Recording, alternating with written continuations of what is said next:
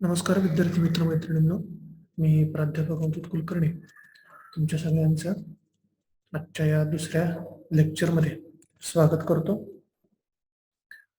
पहिल्या लेक्चरमध्ये आपण ground water and basin hydrology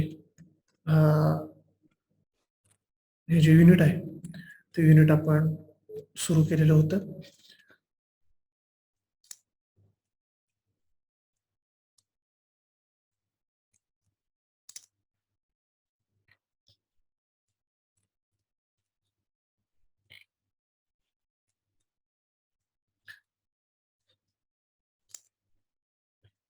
ground water and basin hydrology.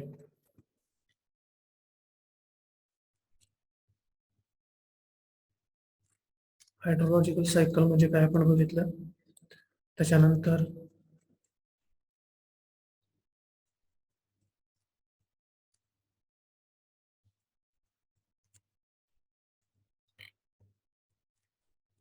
हायड्रोस्फिअर, atmosphere and लिथोस्फिअर या 3 टर्म, त्याचे अर्थ म्हणजे नक्की काय हे आपण त्या ठिकाणी बघितलं.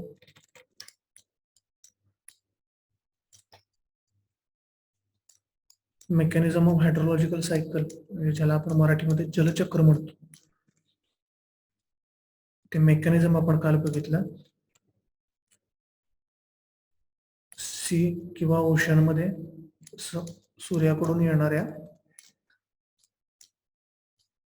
रेडिएशन्समुळे, सूर्याच्या उष्णतेमुळे पाण्याची वाफ होते.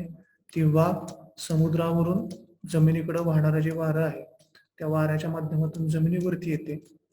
जमिनीवरती आल्यानंतर त्या बाष्पाचं कंडन्सेशन होतं आणि कंडन्सेशन झाल्यानंतर ते ढग आपल्याला पाऊस देतात. पावसाच्या स्वरूपात जमिनीवरती आलेलं पाणी पुन्हा नदी, नाले, ओढे यांच्या माध्यमातून पुन्हा समुद्रामध्ये, महासागरामध्ये जाऊन मिळतं आणि ही सायकल पूर्ण होते आणि हीच प्रक्रिया पुन्हा रिपीट केली जाते. याला हायड्रोलॉजिकल सायकल, जलचक्र या नावाने आपण ओळखतो. त्याच्यामध्ये ट्रान्सपिरेशन ही एक टर्म महत्वाची आपण काल बघितली. ट्रान्सपिरेशन म्हणजे काय काल आपण बघितलं. इव्हॅपोरेशन म्हणजे काय आपण बघितलं. वेपरायझेशन म्हणजे काय ते आपण बघितलं.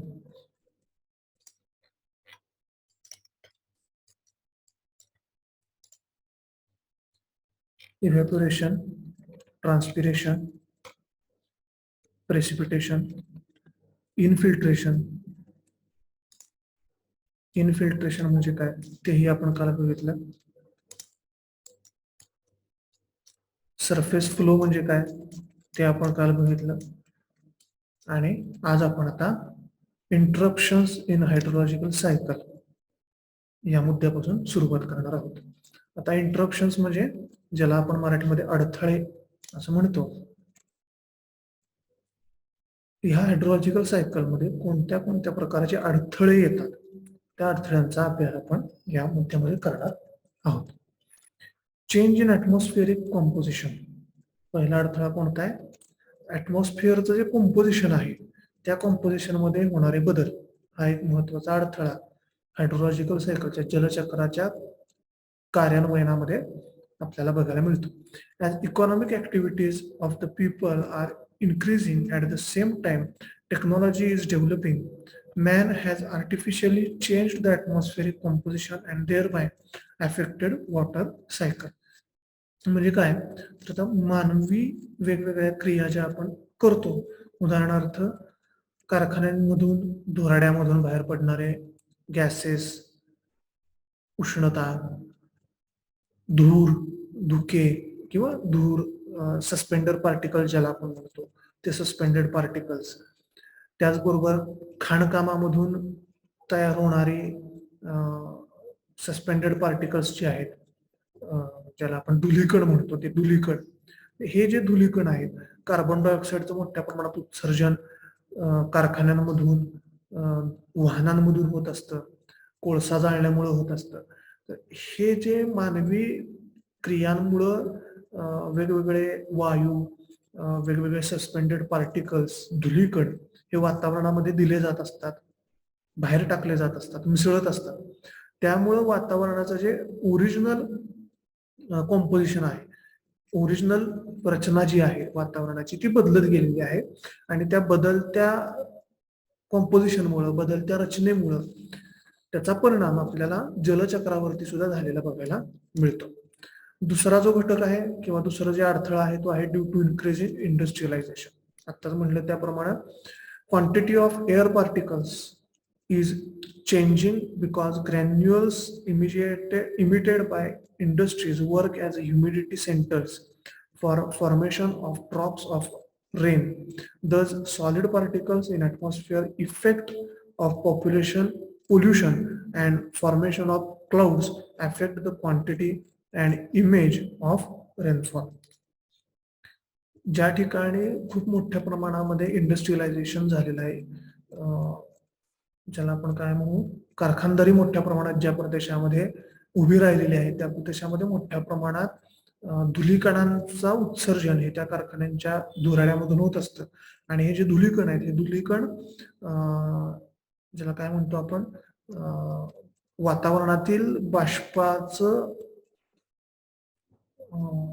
एकत्रीकरण होण्यासाठी म्हणून ते तिथं काम करतात. म्हणजे धुलीकण हे हायग्रोस्कोपिक न्यूक्ली म्हणून काम करतात. आता हायग्रोस्कोपिक न्यूक्ली म्हणजे काय, तर त्या धुलीकणावरती वातावरणामध्ये इतस्तता पसरलेले जे धुलीकण आहेत की जे फिरतायत इकडं तिकडं, ते बाष्पाचे कण या धुलीकणावरती येऊन साठतात. म्हणजे जसं चुंबक लोखंडाचा खिस असेल, लोखंडाचा बारीक चुरा असेल, तर त्या चुऱ्यामध्ये जर का आपण, चुऱ्याच्या जवळ जर का आपण लोहचुंबक नेलं तर काय होतं, तो लोखंडाचा चुरा त्या मॅग्नेटकडं आकर्षला जातो आणि त्याला तो येऊन चिकटतो. अगदी तसंच वातावरणामध्ये हे जे सस्पेंडेड पार्टिकल्स आहेत, धुलीकण आहेत, हे धुलीकण वातावरणामध्ये फिरत असताना बाष्प जे आहे वातावरणातलं, त्या बाष्पासाठी लोहचुंबकाचं काम करतात आणि ते बाष्प त्या धुलीकणावरती येऊन साठतं आणि त्यातून ढग तयार होतात. तर जे ढग नैसर्गिकरित्या दुसरीकडे कुठेतरी तयार व्हायला पाहिजे होते, ते एखाद्या प्रदेशामध्ये धुलीकणांचं प्रमाण वाढल्यामुळं त्या प्रदेशामध्ये अधिक ढग तयार होतात आणि अधिक प्रेसिपिटेशन त्या ठिकाणी होतं.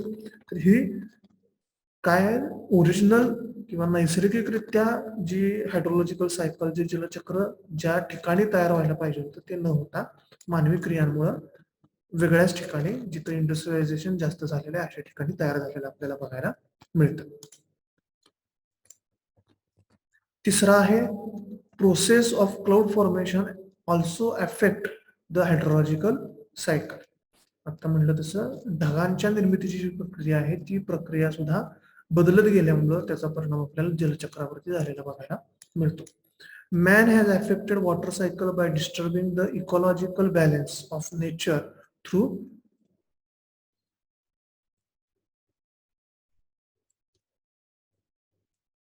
deforestation. माणसाच्या वेगवेगळ्या ज्या काही क्रिया आहेत त्या क्रियांमुळे माणसाने एकंदरीत इकॉलॉजिकल बॅलन्स जो आहे, ते माणसानं जंगलतोड मोठ्या प्रमाणात केली, माणसानं रस्ते बांधले, खाणी केल्या, घरं बांधली, शेतीसाठी मोठ्या प्रमाणात वनांखालची जमीन माणसानं आणली आणि ह्यामुळे जे काही इकॉलॉजिकल बॅलन्स जो आहे, एकूणच निसर्गाचा जो बॅलन्स बिघडलेला आहे, त्याच्यामुळे सुद्धा आपल्याला मोठ्या प्रमाणात त्याचा परिणाम हायड्रोलॉजिकल सायकलवरती, जलचक्रावरती झालेला बघायला मिळतो. Urbanisation has also affected environment. Urbanisation जे आहे, ज्याला आपण मराठीमध्ये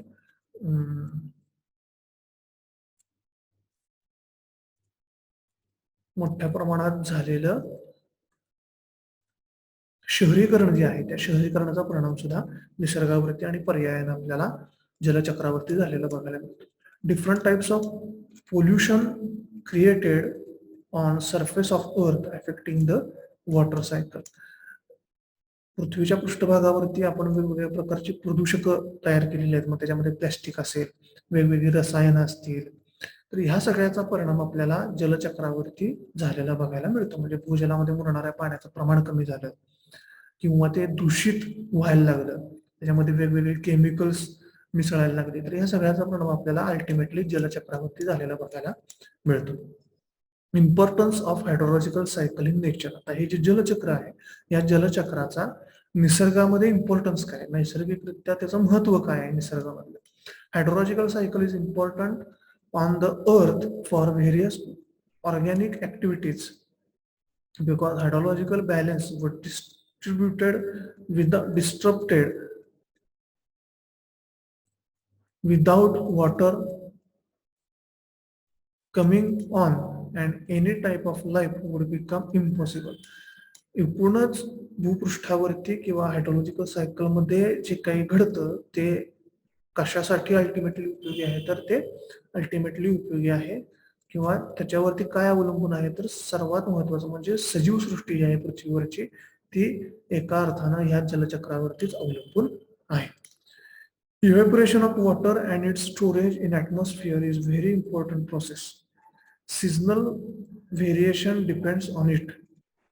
वातावरणामध्ये जे काही बाष्प आहे, सूर्याच्या उष्णतेमुळं बाष्पीभवन होऊन वातावरणामध्ये गेलेलं जे पाणी आहे बाष्पाच्या रूपाने जे साठवलं जातं, त्या बाष्पाचं प्रमाण किती कमी किंवा किती जास्त आहे ह्याच्यावरती त्या त्या प्रदेशातलं ऋतुचक्र सुद्धा अवलंबून असतं. उदाहरणार्थ, वातावरणामध्ये बाष्पाचं प्रमाण एका लिमिटपेक्षा जास्त झालं की पाऊस पडतो, म्हणजे प्रेसिपिटेशन सुरू होतं, त्याला आपण पावसाळा असं म्हणतो. वातावरणामध्ये बाष्पाचं प्रमाण मध्यम स्वरूपाचं असेल तर त्यावेळेला हिवाळा आहे असं आपण म्हणतो, आणि बाष्पाचं प्रमाण अत्यंत कमी झालं की त्याला आपण कोरडं ऋतुमान, कोरडा ऋतू असं म्हणतो, की जो उन्हाळा असतो.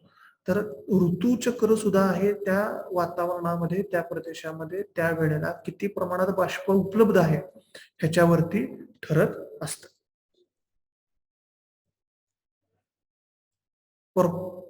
Performance of rainfall on the earth is complete only by a hydrological cycle.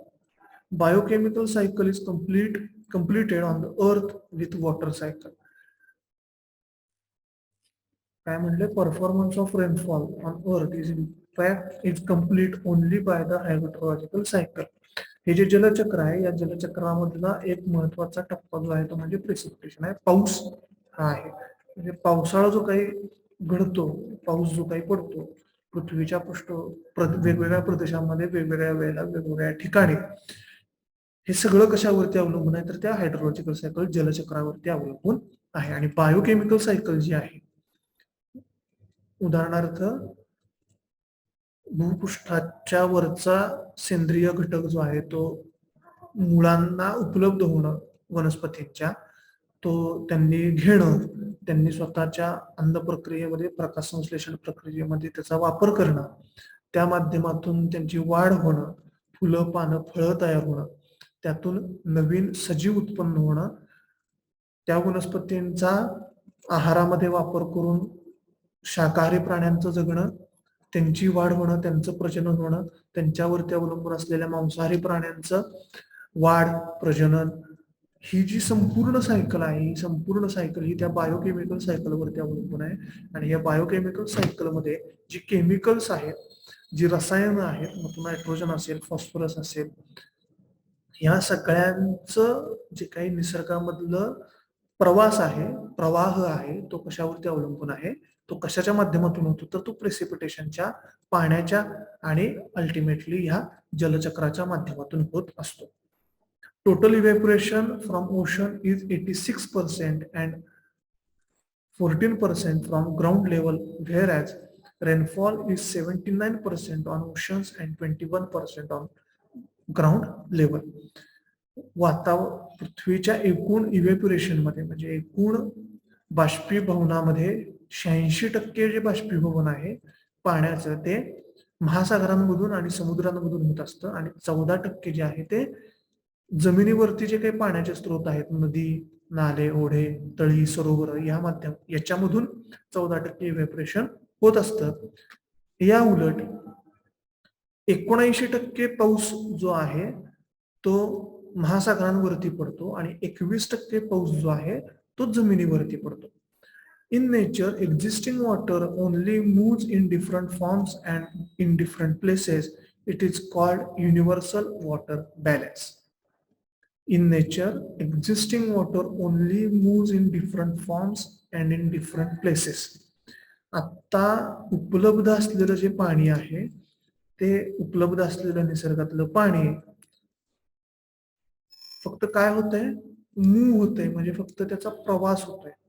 कुठं? वेगवेगळ्या फॉर्म्स मध्ये. आपण वेगवेगळे फॉर्म्स सुरुवातीला बघितले. हिम, गारा, त्याच्यानंतर धुक, दवबिंदू आणि ऍक्च्युअल पडणारा पाऊस म्हणजे प्रेसिपिटेशन. बाष्प म्हणजे वाफेच्या स्वरूपामध्ये असलेला पाणी, म्हणजे गॅसियस, सॉलिड आणि लिक्विड या तिन्ही स्टेटमध्ये वेगवेगळ्या फॉर्म्स मध्ये फक्त त्याचं रूपांतर होत असतं आणि तो वेगवेगळ्या ठिकाणी ते पाणी आपल्याला उपलब्ध असतं. म्हणजे बाष्पाच्या स्वरूपानं वातावरणामध्ये, लिक्विड पाण्याच्या स्वरूपानं जमिनीवरती आणि लिक्विड पाण्याच्या स्वरूपानं जमिनीच्या खाली भूजलामध्ये, भूगर्भाच्या खाली, भूगर्भामध्ये भूजलाच्या स्वरूपामध्ये. तर जसं एनर्जीचा एक लॉ सांगितला जातो की energy neither be created nor be destroyed, it can be transfer into one form into other. जसं ऊर्जा तयार करता येत नाही आणि ती संपतही नाही, ती फक्त एका स्वरूपामधून दुसऱ्या स्वरूपामध्ये ट्रान्सफर होत असते. कायनेटिक एनर्जी टू, ज्याला काय म्हणतो आपण, potential energy to kinetic energy. तर हे जे रूपांतर आहे एनर्जीचा, अगदी त्याच पद्धतीने हा लो आपण पाण्याच्या बाबतीत सांगू शकतो की पाणी हे एका स्वरूपामधून दुसऱ्या स्वरूपामध्ये फक्त ट्रान्सफर होत असतं. मग ते लिक्विड स्टेटमध्ये असेल, गॅसियस स्टेटमध्ये असेल किंवा सॉलिड स्टेटमध्ये असेल. आणि याला युनिव्हर्सल वॉटर बॅलन्स असं म्हटलं जातं. हे महत्वाचे शब्द आहेत की जे तुम्हाला एमसीक्यू म्हणून पुन्हा परीक्षांमध्ये विचारले जाऊ शकतात. हे पर्सेंटेज लक्षात ठेवा. ओशन मधून किती पर्सेंट इव्हॅपोरेशन होतं? 86%. आणि जमिनीवरून किती पर्सेंट इव्हॅपोरेशन होतं? 14%. एकूण पडणाऱ्या रेनफॉल पैकी रेनफॉल जो आहे तो ओशन किंवा महासागरांवरती 19% होतो आणि 21% जमिनीवरती प्रेसिपिटेशन आपल्याला बघायला मिळतं. Ground water occurrence, movement and management. तर दुसरा जो मुद्दा आहे तो आहे ग्राउंड वॉटर. ग्राउंड वॉटर म्हणजे भूजल, जे पाणी जमिनीच्या खाली मुरलेलं आहे, पर्कोलेट झालेलं आहे, ते पाणी ग्राउंड वॉटर या संज्ञेमध्ये येतं. आता त्याचं ऑकरन्स म्हणजे ते सापडतं कसं, मुवमेंट त्याचा प्रवास कसा असतो, त्याची हालचाल कशी असते, आणि त्याचं मॅनेजमेंट म्हणजे त्याचं व्यवस्थापन आपण चांगल्या पद्धतीनं कसं करू शकतो. Water existing in the voids of the geological structure below the surface of the earth is called as groundwater. भूगर्भशास्त्रीय जिओलॉजी म्हणजे भूगर्भशास्त्र. भूगर्भशास्त्रीय वेगवेगळ्या रचनांमध्ये वॉटर, पाणी जे काही आहे की जे भूपृष्ठाच्या खाली आहे त्याला आपण भूजल, ग्राउंड वॉटर असं म्हणतो. Ground water is found in pores and fissures of rocks. Ground water कुठं सापडतं? तर पोर्स म्हणजे लहान मोठी छिद्र जी असतात. जसं स्पंज आपण घेतला तर स्पंजाला लहान मोठे पोर्स असतात, छिद्र असतात स्पंजाला. अशा छिद्रांमध्ये भूपृष्ठाच्या खाली पाणी साठतं. किंवा फिशर्स म्हणजे लहान मोठ्या, ज्याला आपण काय म्हणतो, भेगा. पोर्स म्हणजे छिद्र आणि फिशर्स म्हणजे भेगा. छिद्र आणि भेगांमध्ये भूपृष्ठाच्या खाली जो दगड आहे त्या दगडामध्ये लहान मोठे छिद्र असतात किंवा लहान मोठ्या भेगा असतात. तर अशा छिद्रांमध्ये किंवा भेगांमध्ये जे पाणी साठतं ते पाणी म्हणजे भूजल म्हणून आपण ओळखतो. It is regulated by the quantum and speed of rains. आता हे पाणी रेग्युलेट म्हणजे त्याचं प्रमाण कशावरती ठरू शकतं? भूगर्भाच्या खाली जो दगड आहे त्या दगडामध्ये जी लहान मोठी छिद्र आहेत आणि ज्या लहान मोठ्या भेगा आहेत त्या भेगांमध्ये पाण्याचं प्रमाण, त्याचा प्रवास, त्याची गती हे कशावरती अवलंबून असतं? तर quantum and speed of rains. Quantum म्हणजे प्रमाण, किती प्रमाणात पाऊस पडलाय त्या भागामध्ये आणि त्या पावसाचा वेग किती आहे. वेग म्हणजे असा ज्याला आपण म्हणतो की कमीत कमी वेळेत जास्तीत जास्त पाऊस पडलाय का जास्तीत जास्त वेळेत कमीत कमी पाऊस पडलाय, हे जे प्रमाण आहे त्या पावसाचं त्याच्यावरती ते अवलंबून आहे. Extent of vaporisation at the time of rain अजून कशावरती अवलंबून आहे, तर extent of vaporisation. Extent of vaporisation म्हणजे काय, एक्सटेंट म्हणजे प्रमाण, एक्सटेंट म्हणजे प्रमाण, वेपरायझेशन म्हणजे बाष्पीभवन. At the time of rain actual पाऊस पडत असताना त्या प्रदेशामध्ये त्यावेळी वेपरायझेशन म्हणजे बाष्पीभवनाचा वेग किती आहे. आता ह्याचा आणि भूजलाचा काय संबंध आहे, तर जेवढं जास्त वेपरायझेशन असेल, लक्षात घ्या, जेवढं जास्त वेपरायझेशन असेल तेवढं कमी पाणी भूपृष्ठावरती उपलब्ध होणार आहे की जे जमिनीमध्ये मुरू शकेल आणि मग ते भूजलाच्या स्वरूपामध्ये जमिनीमध्ये खाली साठेल. तर जेवढं वेपरायझेशन कमी तेवढी भूपृष्ठावरती पाण्याची उपलब्धता जास्त, आणि जेवढी भूपृष्ठावरती पाण्याची उपलब्धता जास्त तेवढं त्याचं मुरण्याचं प्रमाण जास्त, जेवढं मुरण्याचं प्रमाण जास्त तेवढं भूजलामध्ये पाणी उपलब्ध होण्याचं, पाणी साठण्याचं प्रमाण जास्त. आलं लक्षात. Extent of vaporisation and occurrence of ground water किंवा अवेलेबिलिटी ऑफ ग्राउंड वॉटर किंवा पर्क्युलेशन ऑफ सरफेस वॉटर याचा सहसंबंध कसा असणार आहे, तर इनव्हर्सली प्रोपोर्शनल असणार आहे. आता तुम्हाला ही रिलेशन्स कशी लिहायची असतात ते पण मी सोप्या भाषेमध्ये सांगून ठेवतो.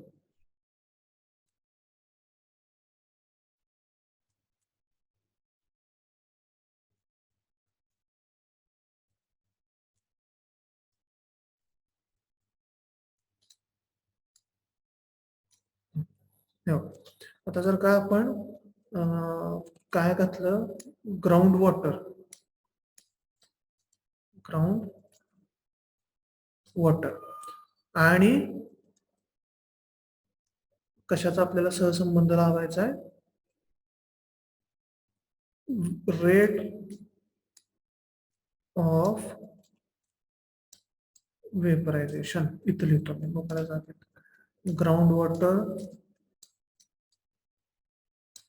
आणि रेट ऑफ वेपरायझेशन लक्षात घ्या. तर आता रेट ऑफ वेपरायझेशन म्हणजे पाऊस पडत असताना बरं का, आता at the time of rainfall, हे पण लक्षात ठेवा. पाऊस पडत असताना रेट ऑफ वेपरायझेशन म्हणजे पाऊस पडत असताना बाष्पीभवनाचा दर आणि त्या प्रदेशामध्ये उपलब्ध होणारं ग्राउंड वॉटर याचा काय संबंध असू शकतो. तर आता हे ज्या वेळेला वाक्य पूर्ण लक्षात ठेवण्याच्या ऐवजी आपण काय करू शकतो, त्याचं असं सूत्र मांडू शकतो. आता याचा अर्थ काय होतो, तर inversely proportional to this availability of groundwater is inversely proportional to rate of vaporization at the time of rainfall. म्हणजे रेट ऑफ वेपरायझेशन जर जास्त असेल तर ग्राउंड वॉटरची उपलब्धता कमी असणार आहे. हे जसं वाढत जाईल तस तसं हे कमी होत जाईल आणि हे जसं कमी होत जाईल तस तसं हे वाढत जाईल. हे सूत्र वेगवेगळ्या ह्याच्यासाठी तुम्ही वापरू शकता. एकतर तुम्ही डायरेक्टली प्रोपोर्शनल किंवा इनव्हर्सली प्रोपोर्शनल ह्या पद्धतीने तुम्ही कोरिलेशन्स वेगवेगळ्या घटकांची एकमेकाशी सांगू शकता. सूत्र रूपानं लक्षात ठेवायला ते सोपं जातं. Availability of ground water is inversely proportional to rate of vaporisation at the time of rainfall. हे एवढं सगळं वाक्य लक्षात ठेवण्याच्या ऐवजी ह्या सूत्र पद्धतीने तुम्ही जर का अशी सूत्र प्रत्येक रिलेशनशिपची मांडलीत तर ते तुम्हाला लक्षात ठेवायला अधिक सोपं जातं. आता आपण काय म्हणतोय, extent of vaporisation at the time of rainfall वरती काय अवलंबून आहे, ग्राउंड वॉटरचा ऑकरन्स हा अवलंबून आहे. मग वेपरायझेशन म्हणजेच काय, तर जेवढं बाष्पीभवन जास्त तेवढं अर्थातच भूपृष्ठावरचं पाणी कमी होणार आहे, ते हवेमध्ये निघून गेलं. मग जेवढं भूपृष्ठावरचं पाणी कमी असेल तेवढं त्यातलं पण थोडंसं पाणी पुन्हा जमिनीमध्ये मुरणार आहे. जेवढं भूपृष्ठावरती पाणी जास्त उपलब्ध असेल तेवढं ते जास्त वेळ त्या ठिकाणी राहील. जेवढं जास्त वेळ पाणी भूपृष्ठावरती थांबवेल तेवढं ते जास्त खाली पर्क्युलेट व्हायला त्याला वेळ मिळेल. आलं लक्षात?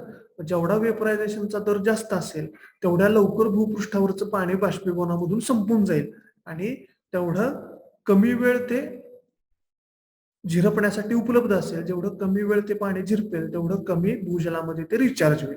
आलं लक्षात? त्यामुळे ground water is inversely proportional to rate of vaporisation किंवा rate of vaporisation is inversely proportional to occurrence of ground water किंवा availability of ground water. Rate of vaporisation जेवढा जास्त असेल तेवढं ग्राउंड वॉटर कमी उपलब्ध होणार आहे. अशा पद्धतीने तुम्ही वेगवेगळ्या दोन व्हेरिएबल्सचा सहसंबंध लक्षात ठेवू शकता. आलं लक्षात? मग आता ह्याचा तुम्ही कसं सांगणार quantum and speed of rain? बघा पुन्हा एकदा तुम्हाला करून दाखवतो. आपल्याला काय करायचंय,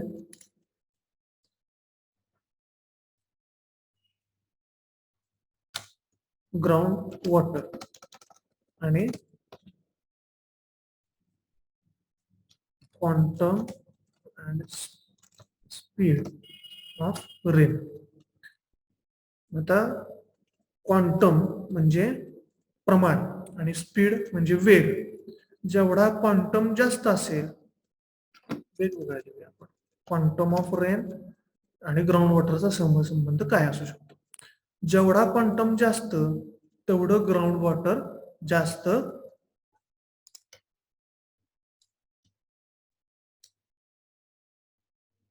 त्या ठिकाणी आपल्याला मिळू शकतं.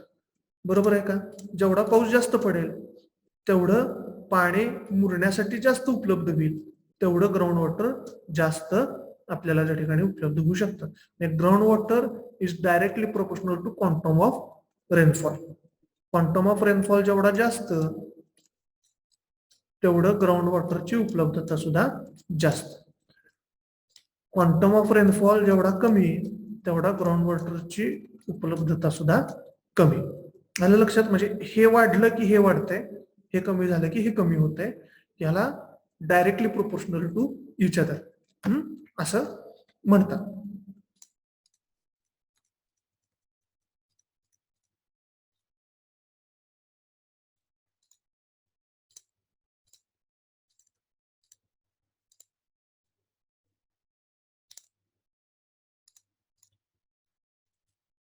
त्याच्यानंतर दुसरं ग्राउंड वॉटर आणि कशाचा सहसंबंध बघायचा आपल्याला, स्पीड ऑफ रेन. आता पावसाचा वेग जेवढा जास्त असेल तेवढं काय होणार आहे, पाणी जास्त वेगानं जमिनीवरून वाहणार आहे. पाणी जेवढं जास्त वेगानं जमिनीवरून वाहील तेवढा त्याला कमी वेळ मिळेल जमिनीमध्ये मुरायला. जेवढं कमी वेळ मिळेल जमिनीमध्ये मुरायला तेवढं कमी ग्राउंड वॉटर आपल्याला मिळणार आहे. म्हणजेच ground water is inversely proportional to speed of rain. एक आहे, ground water is inversely proportional to speed of rain. Speed of rain जेवढा वाढेल तेवढं ग्राउंड वॉटर मिळण्याचं प्रमाण कमी असेल. स्पीड ऑफ रेन जेवढा कमी असेल तेवढं ग्राउंड वॉटरचं प्रमाण जास्त असेल. याला म्हणतात इनव्हर्सली प्रोपोर्शनल रिलेशनशिप. तर ह्या पद्धतीने तुम्ही वेगवेगळ्या दोन घटकांचं एकमेकाशी असणारा सहसंबंध हा पॉझिटिव्ह आहे की निगेटिव्ह आहे, म्हणजे डायरेक्टली प्रोपोर्शनल आहे की इनव्हर्सली प्रोपोर्शनल आहे, हे तुम्ही सूत्र रूपाने मांडू शकता. ते लक्षात ठेवायला सुद्धा अधिक सोपं जातं. त्याच्यानंतर स्लोप ऑफ लँड. आता पुन्हा आता मी लिहित नाही, आता तुम्ही इमॅजिन करा. आता हे लिहिण्याच्या ऐवजी आपल्या नजरेसमोर आता ते फिरलं पाहिजे. Ground water dash dash dash मध्ये स्पेस आणि स्लोप ऑफ लँड. आता स्लोप ऑफ लँड म्हणजे काय? जमिनीचा उतार. जमिनीचा उतार जेवढा जास्त असेल तेवढं पाणी लवकर वाहून जाणार आहे. म्हणजे पाणी जेवढं लवकर वाहून जाईल तेवढं त्याला मुरायला कमी वेळ मिळेल.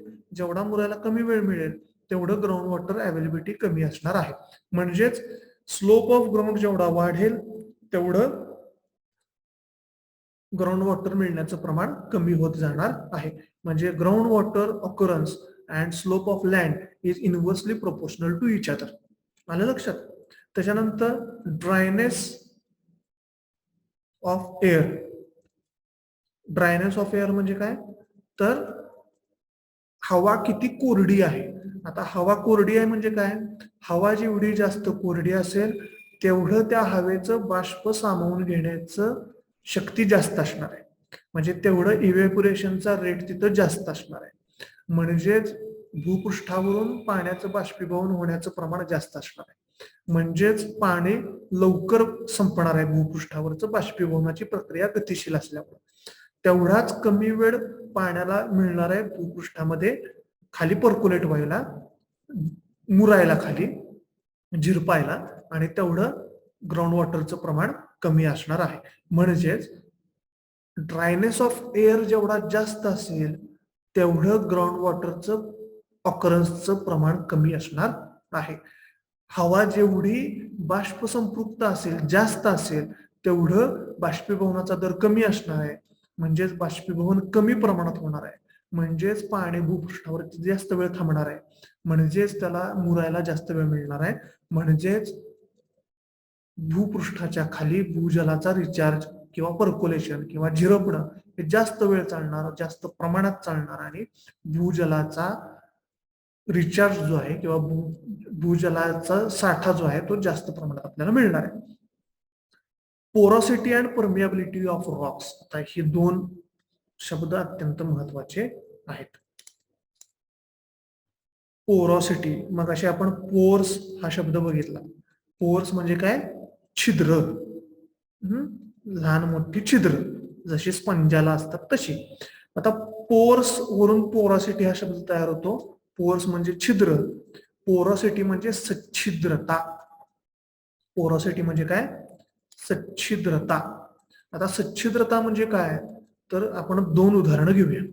एक उदाहरण घेऊया आपण बांधकामासाठी जी वीट वापरतो आपण, मातीपासून तयार केलेली लाल रंगाची वीट, आणि दुसरं उदाहरण घेऊया स्पंज. डोळ्यासमोर तुम्ही या दोन्ही गोष्टी आणायच्या आहेत. आता सच्छिद्रतेमधला फरक किंवा सच्छिद्रता कमी असणं किंवा जास्त असणं याच्यात म्हणजे काय? तर वीट जी आहे त्या विटेवरती आपण पाणी ओतलं तर ते पाणी त्या विटेमध्ये शोषलं जातं. म्हणजे त्याला कुठंतरी त्या मातीच्या कणांमध्ये, विटेचे जे कण आहेत त्या कणांमध्ये कुठंतरी जागा मोकळी असणार आहे की ज्या जागेमध्ये ते पाण्याचे थेंब जाऊन साठतात. बरोबर आहे? ती जागा नसती तर फरशीवरती जसं पाणी ओतल्यावरती, फरशीवरती पाणी ओतल्यानंतर ते पाणी काही त्याच्यामध्ये मुरत नाही, ते त्या फरशीवरून तसंच खाली घरंगळत वाहून जात. पण विटेवरती पाणी ओतल्यावर मात्र पाणी त्या विटेमध्ये आत मुरतं. म्हणजेच विटेमध्ये छिद्र आहेत की ज्या छिद्रांमध्ये ते पाणी मुरतं. तसंच ज्या वेळेला आपण स्पंजामध्ये पाणी ओततो त्यावेळेला सुद्धा ते पाणी त्या स्पंजामध्ये जाऊन मुरतं. बरोबर आहे? पण स्पंजातली जी छिद्र आहेत ती छिद्र आपल्या डोळ्याने दिसतात. तशी विटेमध्ये असलेली छिद्र आपल्याला डोळ्याने दिसत नाहीत. हा त्या सच्छिद्रतेमधला फरक आहे. आता सच्छिद्रता स्पंजाची जास्त असते, त्या मानानं सच्छिद्रता विटेची कमी असते, कारण की त्याचा छिद्रांचा आकार हा कमी आहे. आलं लक्षात? मग आता आपण तीन गोष्टी घेऊया. एक म्हणजे फरशी घेऊया, दुसरी वीट घेऊया, आणि तिसरा स्पंज घेऊया. फरशीची सच्छिद्रता 0 आहे. फरशीची सच्छिद्रता 0 आहे. पोरॉसिटी 0 आहे की ज्याच्यामुळं त्याच्यावरती पाणी ओतल्यानंतर ते पाणी त्या फरशीमध्ये मुरत नाही, ते त्या फरशीवरून घरंगळत खाली वाहून जातं. दुसरं उदाहरण घेऊया विटेचं. विटेची सच्छिद्रता जी आहे ती मध्यम स्वरूपाची आहे, की ज्याच्यामधली छिद्र आपल्याला डोळ्यानं दिसत नाहीत, पण ती छिद्र त्या विटेमध्ये असतात, की ज्या छिद्रांमध्ये पाणी जाऊन साठतं. आणि तिसरं उदाहरण आपण घेऊया स्पंजाचं, की ज्या स्पंजामध्ये सच्छिद्रता खूप मोठ्या प्रमाणात आहे, की जी छिद्र आपल्याला डोळ्यानं दिसतात. पोरॉसिटी म्हणजे काय लक्षात आलं तुमच्या? पोरॉसिटी मध्ये मराठी सच्छिद्रता, आता छिद्रांचं प्रमाण आणि त्यांचा आकार लहान आहेत की मोठी आहेत ह्याच्यावरती ती सच्छिद्रता ठरते. पोरॉसिटी त्या खडकाची ठरते. आणि दुसरा जो शब्द आहे तो शब्द आहे परमियाबिलिटी. परमियाबिलिटी म्हणजे पाणी वाहून नेण्याची क्षमता. परमियाबिलिटी म्हणजे परमिएबल म्हणजे व किती प्रमाणात ते वाहून नेऊ शकतं. परमियाबिलिटी म्हणजे वाहून नेण्याची क्षमता.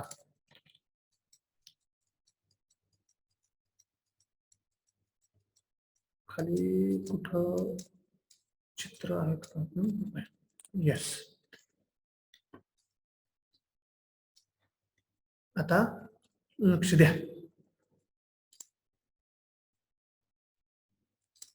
सच्छिद्रता म्हणजे काय? तर या ठिकाणी तुम्ही बघू शकता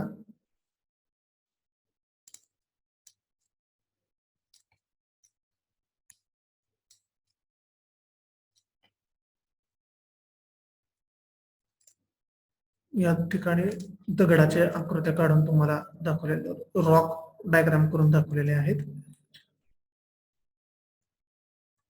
हे उदाहरण घेऊया आपण. हे उदाहरण आहे विटेचं.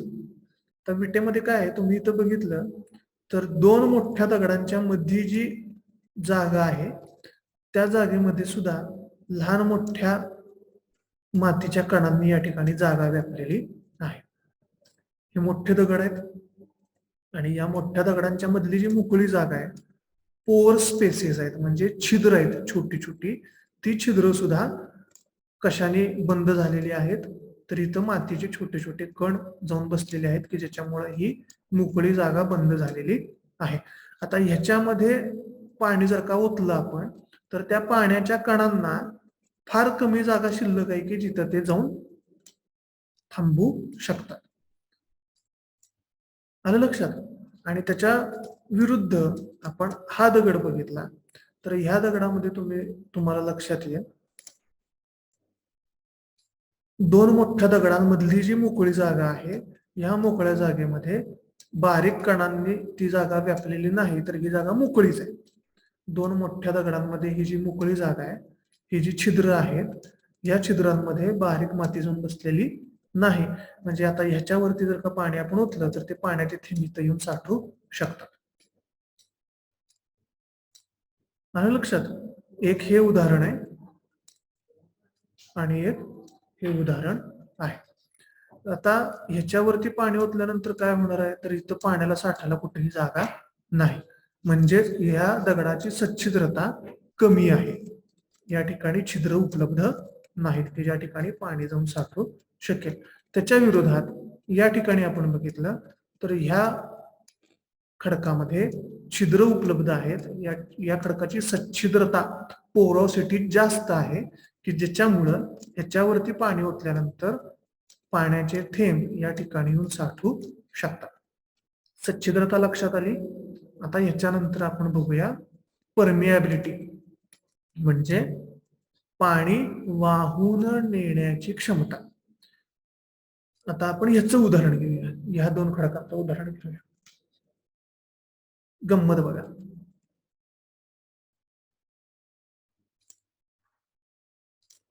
या ठिकाणी पाणी साठलं, मान्य, याची सच्छिद्रता भरपूर आहे. या ठिकाणी पाणी साठलं तर काय होणार आहे, या ठिकाणी पाणी साठलं, वरनं पाणी आपण ओततोय असं आपण गृहीत धरूया. वरनं आपण पाणी ओततोय, वरनं आलेला पाण्याचा थेंब इथं त्याला जागा मोकळी मिळाली, इथं छिद्र आहे, इथं ते साठलं. वरनं पाण्याचा थेंब आला, इथं त्याला मोकळी जागा मिळाली, ते इथं साठलं कारण की याची सच्छिद्रता जास्त आहे. अजून वरनं पाणी आपण टाकतोच आहे. आता काय होणार आहे, हे वरनं येणारं पाणी ह्या थेंबाला पुढे ढकलेल की तू पुढे जा, मला इथे जागा दे. पण काय होतंय, तर हे दोन दगड जवळ आहेत, त्यामुळे आता इथं साठलेलं पाणी इथून खाली येऊ शकत नाही. इथं साठलेला पाण्याचा थेंब हे दोन दगड एकमेकाला चिकटलेले असल्यामुळं इथं येऊ शकत नाही. इथं साठलेलं पाणी आता हे चिकटलेलं या ठिकाणी असल्यामुळं इथं येऊ शकत नाही. म्हणजेच याचा अर्थ काय, तर हा दगड सच्छिद्र आहे. ह्या दगडाची पोरॉसिटी चांगली आहे, या खडकाची सच्छिद्रता चांगली आहे, परंतु या खडकाची परमियाबिलिटी चांगली नाही. म्हणजे या खडकाची पाणी वाहून नेण्याची क्षमता चांगली नाही. याचं उदाहरण घेऊया आता आपण. इथं छिद्र आहेत, दोन दगडांमध्ये ह्या भेग आहेत, फिशर्स आहेत, फ्रॅक्चर्स आहेत. काय होतं, इथून पाणी आपण दिलं, हे पाणी इथं आलं, इथं आलं, इथं आलं, इथं आलं, इथून इथे खाली वाहत गेलं. ह्या दगडामध्ये काय, ह्या दगडामध्ये सच्छिद्रता सुद्धा आहे, पोरॉसिटी सुद्धा आहे. त्याचबरोबर या खडकाची पाणी वाहून नेण्याची क्षमता सुद्धा चांगली आहे, म्हणजे परमियाबिलिटी सुद्धा चांगली आहे. आलं लक्षात? आता मगाशी जसं आपण सहसंबंध सांगत होतो, तसं जर का सहसंबंध सांगायचा म्हणला, तर ज्या खडकाची पोरॉसिटी चांगली असते, म्हणजे ज्या खडकाची सच्छिद्रता चांगली असते, तो खडक किंवा त्या खडकाची परमियाबिलिटी सुद्धा चांगली असेल असं आपण म्हणू शकत नाही. आता ऐकताना तुम्हाला कदाचित थोडंसं फास्ट वाटेल किंवा एकदम लक्षात येणार नाही, तुम्ही लिहून काढणार आहे नंतर, आणि त्याप्रमाणे तुमचा अभ्यास होणार आहे, त्याप्रमाणे तुमच्या पुन्हा नोट्स निघणार आहेत.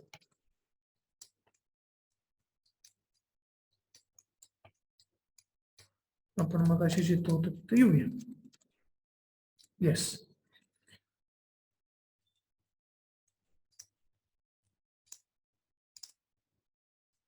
Permeability and porosity. खडक हा पोरस असू शकतो, पण परमिएबल असेलच असं नाही. म्हणजेच मराठीमध्ये खडक हा सच्छिद्र असू शकतो, पण त्याची पाणी वाहून नेण्याची क्षमता चांगली असेलच असं नाही.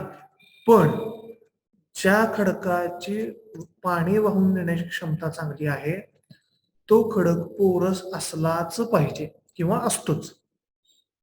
बघा, जो खडक पोरस आहे तो परमिएबल असेलच असं नाही, पण जो खडक परमिएबल आहे तो खडक पोरस असतोच. आलं लक्षात? त्याच्यानंतरचा जो घटक आहे की जो भूजलाच्या साठ्यावरती किंवा भूजलाच्या प्रमाणावरती परिणाम करतो, तो म्हणजे व्हेजिटेशन कव्हर. व्हेजिटेशन कव्हर म्हणजे वनस्पती आच्छादनाचं प्रमाण. वनस्पती आच्छादनाचं प्रमाण जेवढं जास्त असेल तेवढंच, अर्थात मृदेची पाणी धरून ठेवण्याची क्षमता जास्त असते, तेवढंच त्या मुळांमुळं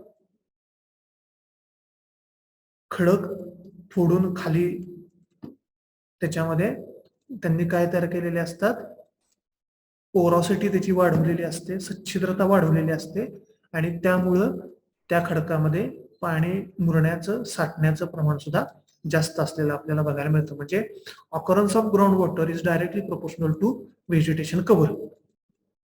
quantity of ground water is directly proportional to vegetation cover. Vegetation cover जेवढं जास्त तेवढं ग्राउंड वॉटर, भूजलाचं प्रमाण आणि भूजलाचं मुरण्याचं प्रमाण हे जास्त असलेलं आपल्याला बघायला मिळतं. म्हणजे ते directly proportional to each other आहेत.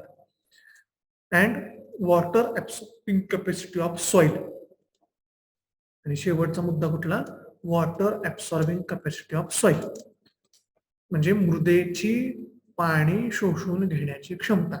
मृदेची पाणी शोषून घेण्याची क्षमता जेवढी जास्त तेवढं availability of ground water and percolation of ground water जास्त असणार आहे, क्वांटिटी ऑफ ग्राउंड वॉटर जास्त असणार आहे. म्हणजे water absorbing capacity of soil is directly proportional to occurrence of groundwater, quantity of groundwater, percolation, rate of percolation of groundwater. आलं लक्षात? Ground water is 0.58% of the total water resources. हा आकडा महत्वाचा आहे. महासागरांमध्ये किती प्रमाणात पाणी आहे, एकूण पृथ्वीवरच्या 100% पाण्यापैकी बर्फाच्या स्वरूपामध्ये किती आहे, महासागरांमध्ये किती आहे, खाऱ्या पाण्याचं प्रमाण किती, गोड्या पाण्याचं प्रमाण किती, मग गोड्या पाण्यातलं बर्फामध्ये किती वाया गेलंय, नदी नाले ओढ्यांमध्ये किती प्रमाणात आहे, वातावरणाच्या बाष्पाच्या स्वरूपामध्ये किती प्रमाणात आहे, त्याच्यानंतर भूजलाच्या स्वरूपामध्ये किती प्रमाणात आहे. तर हे सगळी आकडेवारी आपल्याला ती लिस्ट तुमच्या नोट्समध्ये पुस्तकांमध्ये असते. तर त्यातलं ग्राउंड वॉटरचं प्रमाण हे एक्झॅक्ट किती आहे, 0.58%. टोटल वॉटर रिसोर्सेस पैकी भूजलाच्या स्वरूपामध्ये किती टक्के पाणी उपलब्ध आहे, तर ते आहे 0.58%. Nature and it is 22.21% of fresh water part of total reservoirs. आणि एकूण शुद्ध पाणी जे आहे, म्हणजे समुद्रातलं खारं पाणी सोडून शुद्ध पाणी जे आहे, त्या शुद्ध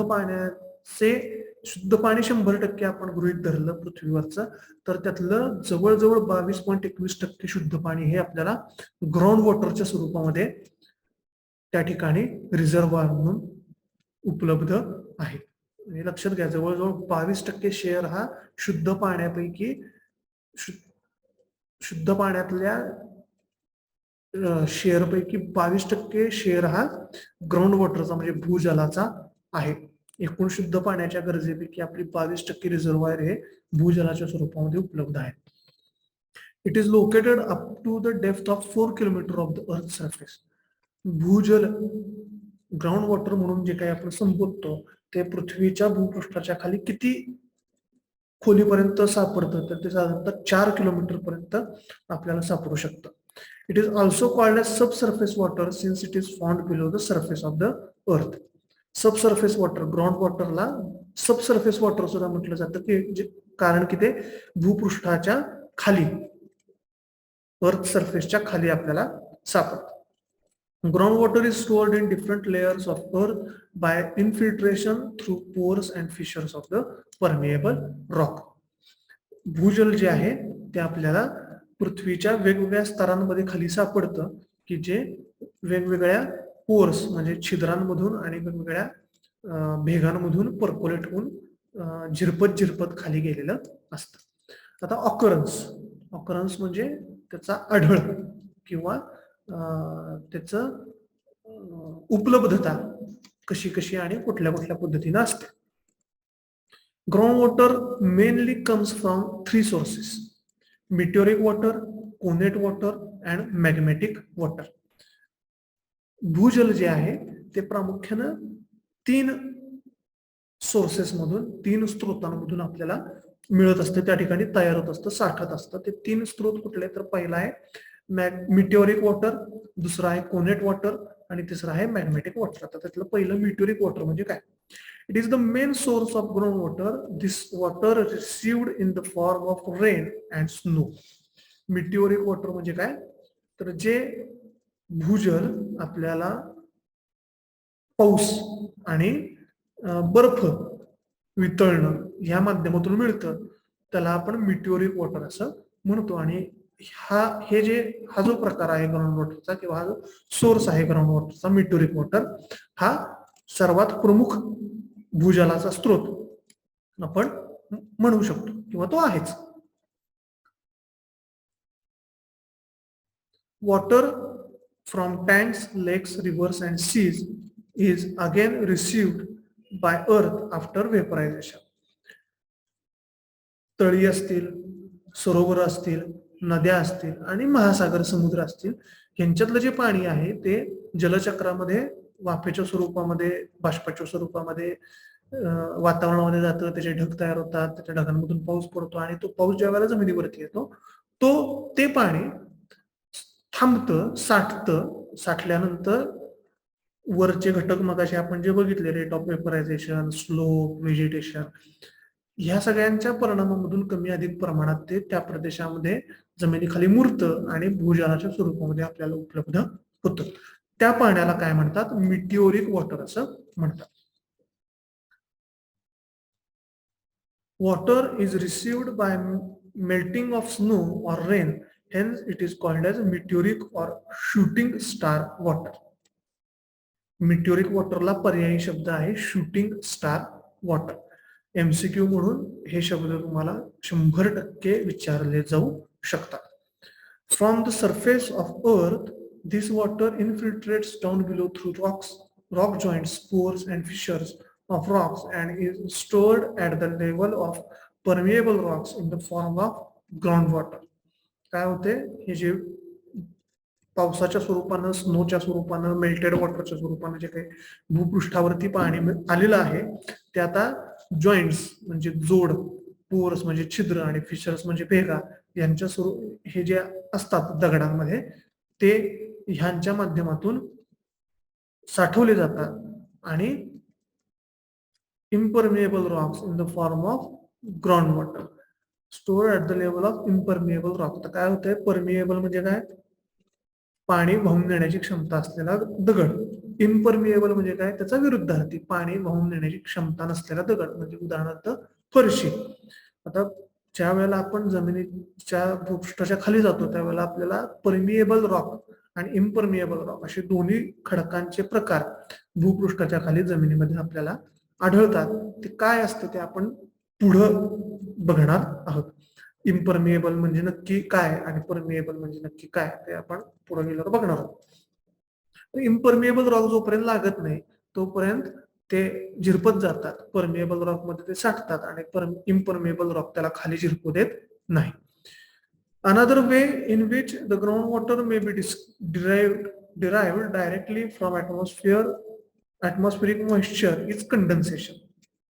कंडेन्सेशन म्हणजे काय, ज्याला आपण दव साठणं किंवा दवबिंदू तयार होणं असं आपण म्हणतो. एक प्रकार आहे की ज्या प्रकारामध्ये थेट त्याचं पावसाच्या स्वरूपानं प्रेसिपिटेशन होतं किंवा कंडेन्सेशन होतं. दव ज्या वेळेला पडतं, हिवाळ्यामध्ये पहाटे आपण बघतो की दव पडलेलं असतं गवतावरती, तर तो काही पाऊस पडलेला नसतो, पण तिथं पाणी मात्र आपल्याला बघायला मिळतं की जे कंडेन्सेशन ह्या प्रक्रियेमधून त्या ठिकाणी साठलेलं असतं. दुसरा प्रकार आहे ग्राउंड वॉटर सोर्सचा, तो आहे कोनेट वॉटर. आता कोनेट वॉटर म्हणजे काय, water content in pores and cavities of sedimentary rocks under seas and lakes is called as conate water. Connate water म्हणजे काय, तर water contained in pores and cavities of sedimentary Roxx. आता sedimentary Roxx म्हणजे काय, खडकांचे 3 प्रकार असतात, igneous rock, sedimentary rock आणि metamorphic rock. अग्निजन्य खडक, स्तरित खडक आणि रूपांतरित खडक. बरोबर आहे. अग्निजन्य खडक हा ज्वालामुखीच्या उद्रेकातून जो लावारस बाहेर पडतो, मॅग्मा बाहेर पडतो, त्याच्यामधून तयार होतो.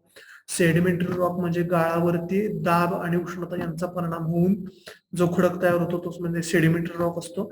आणि मेटामॉर्फिक रॉक म्हणजे सेडिमेंटरी रॉक किंवा स्तरित खडकावरती ज्वालामुखीचा किंवा उष्णतेचा आणि दाबाचा परिणाम होऊन जो रासायनिक आणि भौतिक गुणधर्म पूर्णपणे वेगळे असलेला खडक तयार होतो तो म्हणजे मेटामॉर्फिक रूपांतरित खडक त्याला आपण म्हणतो. तर सेडिमेंटरी रॉक जो आहे, स्तरित खडक जो आहे की जो कुठं तयार झालाय, अंडर सी अँड लेक्स, समुद्र तळ आणि तळी किंवा सरोवर यांच्यामध्ये कडेच्या प्रदेशातून पाणी वाहत येत असतं. वाहत येणारं पाणी स्वतःबरोबर गाळ घेऊन येत असतं. हा गाळ काय होतो, त्या समुद्राच्या तळावरती किंवा सरोवर आणि तळ्याच्या तळाला साठत असतो. दरवर्षी दरवेळेला नवनवीन गाळाचे थर एकावर एक साठत असतात आणि जसे थर साठत जातील तसं वरच्या थराचा दाब हा खालच्या गाळाच्या थरावरती मातीवरती पडत असतो आणि त्यामुळे त्या दाबामुळे ती माती जी आहे, तो गाळ जो आहे तो अधिकाधिक दाबला जात असतो, घट्ट होत असतो आणि त्याच्यातून स्तरित खडकाची निर्मिती होत असते. पण ही स्तरित खडकाची निर्मिती होत असताना त्या गाळामध्ये जे काही पोअर स्पेसेस आहेत म्हणजे छिद्र आहेत बारीक बारीक, त्या छिद्रांमध्ये त्या तलावातलं पाणी, त्या समुद्रातलं पाणी हे जाऊन साठत असतं आणि ते तसंच तिथं बंदिस्त होतं. नवीन गाळाचा थर त्या जुन्या गाळाच्या थरावरती साठतो.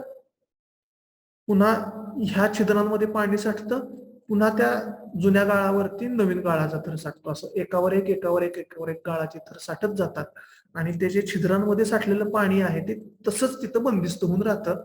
अशा बंदिस्त सच्छिद्र खडकातल्या पाण्याला कोनेट वॉटर असं म्हणतात. सोप्या पद्धतीने तुम्हाला सांगण्याचा प्रयत्न केलेला आहे.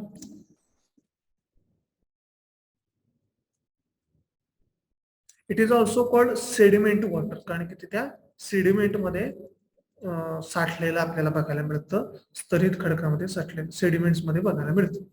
It is second important source of ground water. पहिला जो आहे मिटोरिक ग्राउंड वॉटर, तो सगळ्यात महत्वाचा, सर्वात जास्त प्रमाणात ज्याच्यामधून पाणी आपल्याला भूजलाच्या स्वरूपामध्ये मिळतं ते. दुसरा आहे कोनेट वॉटर आणि तिसरा प्रकार जो आहे, तिसरा स्त्रोत जो आहे भूजलाचा, तो आहे मॅग्मॅटिक वॉटर. तर मॅग्मॅटिक वॉटर म्हणजे काय, नावातच आहे त्याच्या, मॅग्मा तयार होत असताना किंवा मॅग्मा थंड होत असताना तयार झालेलं पाणी. Hot magma enters rocks due to volcanic action after which its vapours drops are condensed and converted into water. It is called as magmatic water. आता मॅग्मॅटिक वॉटर म्हणजे काय, तर तुम्हाला सोप्या पद्धतीने सांगण्याचा प्रयत्न करतो. हा भूपृष्ठ आहे, ही जमीन आहे असं गृहीत धरा. जमिनीच्या खाली भूगर्भामध्ये कुठेतरी एक मॅग्मा चेंबर आहे, ज्याला आपण लाव्हा रसाचं कुंड म्हणू शकतो. ते आहे की त्याच्यामध्ये लाव्हा रस आहे. आता काय होते, ह्या लाव्हा रसाच्या मॅग्मा चेंबर वरती सगळीकडून दाब पडतोय. या दाबामुळे काय होतंय, यातला जो लाव्हा रस आहे त्याला कुठून तरी बाहेर पडायचंय. या जमिनीमध्ये एक बारीकशी भेग आहे. आता काय होतं, हा लाव्हा रस या भेगेमधून जमिनीवरती येण्याचा प्रयत्न करतो ज्वालामुखीच्या स्वरूपामध्ये. तर काय होतंय, हा लाव्हा रस आहे, जसं गुऱ्हाळामध्ये त्या काहिलीमध्ये गुळ किंवा त्याला काय म्हणतो आपण उसाचा रस उकळत असतो, तसा लाव्हा रस इथं उकळतोय. आता उकळतोय म्हणजे ते द्रव स्वरूपात आहे, अर्थातच त्याच्यामध्ये काही प्रमाणात बाष्प सुद्धा असणार आहे. आता काय होतंय, ह्या भेगेमधून बाहेर येत असताना इथं तापमान जास्त आहे, त्या मानानं इथलं तापमान कमी आहे. ज्या वेळेला हा लाव्हा रस वर येतो त्यावेळेला त्याचं तापमान कमी कमी होत जातं.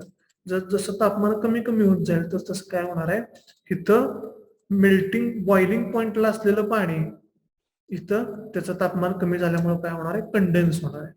आणि कंडेन्स झाल्यामुळे काय होतं, मग इथल्या ह्या खडकामध्ये जे काही पोर स्पेसेस असतील, जे काही छिद्र असतील, त्या छिद्रांमध्ये हे पाण्याचे थेंब साठणार आहेत. त्याला मॅग्मॅटिक वॉटर असं म्हणतात. सोप्या पद्धतीने तुम्हाला या ठिकाणी सांगायचा प्रयत्न केलेला आहे.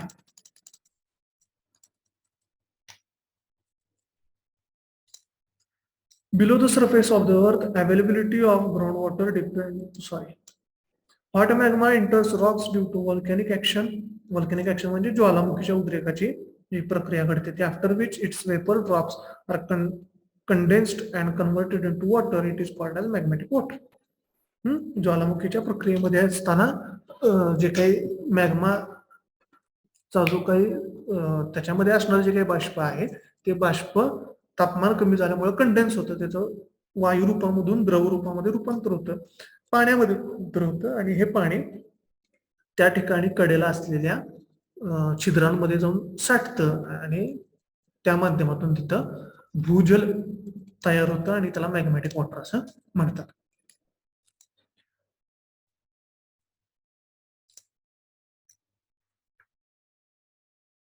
तर आजच्या या लेक्चरमध्ये आतापर्यंत आपण ग्राउंड वॉटरचा ऑकरन्स, त्याच्यावरती परिणाम करणारे घटक पुन्हा एकदा आपण रिवाइज करूया मुद्दे. मी तुम्हाला दाखवतो.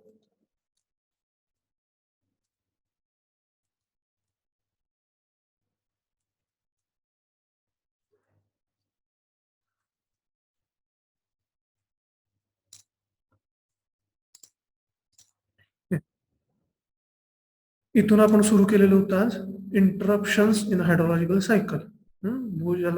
जलचक्रामध्ये कोणकोणत्या गोष्टींचा अडथळा येतो. चेंज इन ॲटमॉस्फेरिक कॉम्पोजिशन सांगितलं तुम्हाला, due to increase of industrialization, process of cloud formation, man affected, urbanization हा एक घटक त्याच्यामध्ये महत्वाचा आहे. पोल्युशन्स जी आहेत माणसानं तयार केलेली भूपृष्ठावरची ती एक कारणीभूत आहेत. Importance of hydrological cycle in nature, जलचक्राचं निसर्गातलं महत्व काय ते आपण बघितलं. आणि ground water occurrence, movement and management ते आपण बघितलं. मग त्याच्यामध्ये किती प्रमाण आहे ग्राउंड वॉटरचं एकूण टोटल वॉटर सायकल मधलं ते बघितलं. एकूण शुद्ध पाण्यापैकी किती टक्के पाणी भूजलाच्या माध्यमातून रिसोर्स म्हणून आपल्याला उपलब्ध आहे तो आकडा महत्वाचा आहे. त्याच्यानंतर ऑकरन्स मध्ये मिटोरिक वॉटर म्हणजे काय, कोनेट वॉटर म्हणजे काय आणि मॅग्मॅटिक वॉटर म्हणजे काय, ह्या गोष्टी आपण बघितल्या. त्याच्यानंतर rock structure and ground water हे आपल्याला बघायचं आहे, ते आपण पुढच्या लेक्चरमध्ये बघूयात. ह्या लेक्चरमध्ये सुद्धा तुम्हाला काही शंका असतील तर तुम्ही मला 100% कमेंट करून विचारा. तुमच्या सर्व शंकांचं निरसन योग्य पद्धतीनं तुम्हाला समजेल अशा स्वरूपामध्ये करण्याचा मी नक्कीच प्रयत्न करीन.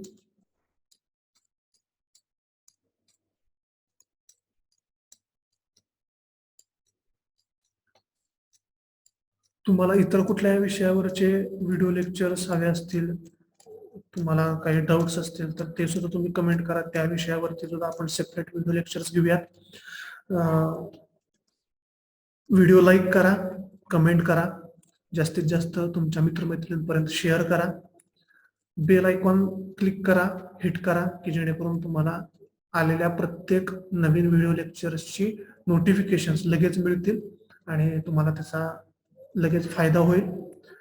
तुम्ही रिव्हिजन करतच असाल मला खात्री आहे.